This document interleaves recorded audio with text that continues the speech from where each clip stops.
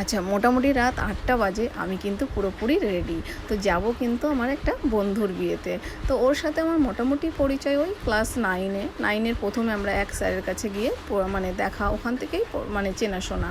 তো দেখো আমি এখানে একটা সুন্দর একটা আংটি পরে নিচ্ছি। তো এটা অ্যাকচুয়ালি আমার বিয়েতে আমার শ্বশুরমশাই আমাকে আশীর্বাদ দিতে এটা দিয়েছিল। তো সেটাই আমি একটু পরে নিলাম। তো ভাবলাম নর্মালি পরা হয় না।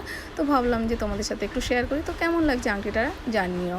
তো দেখো, তো এবার আমি বেরিয়ে পড়েছি রাস্তা দিয়ে। তো চলে এসেছি।